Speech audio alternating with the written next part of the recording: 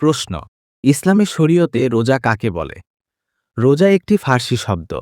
আরবিতে বলা হয় সাওম। এর আবিধানিক অর্থ বিরত থাকা।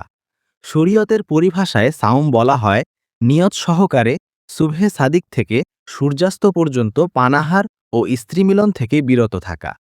ফাটাওয়া আলমগিরি প্রথম খণ্ড ১৯৪। প্রশ্ন, ইসলামী শরীয়তে রোজার বিধান কি? রোজার বিধান সব যুগেই ছিল।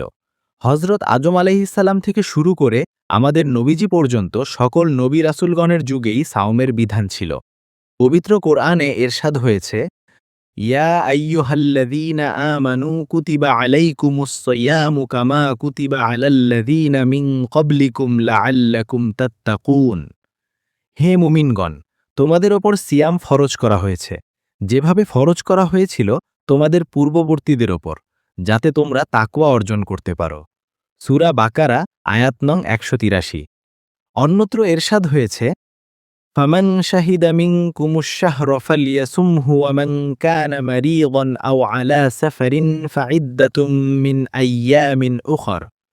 সুতরাং তোমাদের মধ্যে যারা এই মাস পাবে তারা যেন সিয়াম পালন করে, আর কেউ অসুস্থ হলে কিংবা সফরে থাকলে অন্য সময়ে এই রোজার সংখ্যা পূরণ করবে। সূরা বাকারা আয়াত নং ১৮৫। হাদিস শরীফে এসেছে, হজরত আবু হুরাইরা রাদিয়াল্লাহু থেকে বর্ণিত, তিনি বলেন, রাসূলুল্লাহ সাল্লাল্লাহু আলাইহি ওয়াসাল্লাম বলেছেন, মান সামা রমাদানা ওয়া কামাহু ঈমানান ওয়া ইহতিসাবান গুফিরা লাহু মা তাকদ্দামা মিন যানবিহি ওয়া মান কামা লাইলাতাল কদরি ঈমানান ওয়া ইহতিসাবান গুফিরা লাহু মা তাকদ্দামা মিন যানবিহি। অর্থাৎ, যে ব্যক্তি ঈমান অবস্থায় সওয়াবের আশায় রমজানের রোজা পালন করে এবং ঈমান অবস্থায় রাতে কিয়াম অর্থাৎ তারাবি আদায় করে, তার অতীতের সব গুনাহ মাফ করে দেয়া হয়। এবং যে ব্যক্তি ঈমান অবস্থায় সওয়াবের আশায় কদরের রাতে কিয়াম অর্থাৎ দাঁড়িয়ে নামাজ আদায় করে, তার অতীতের সব গুনাহ মাফ করে দেয়া হয়। সুনানে তিরমিজি হাদিস নম্বর ৬৮৩।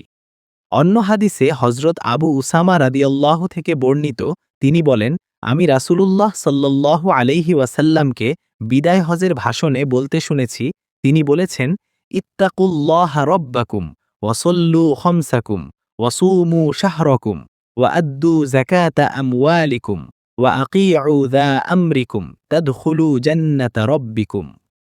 তোমাদের প্রতিপালক আল্লাহ তাআলাকে ভয় করো, ৫ ওয়াক্ত নামাজ আদায় করো, রমজান মাসের রোজা রাখো, মালের যাকাত আদায় করো এবং আমিরের অনুসরণ করো, তবেই তোমাদের রবের জান্নাতে প্রবেশ করতে পারবে।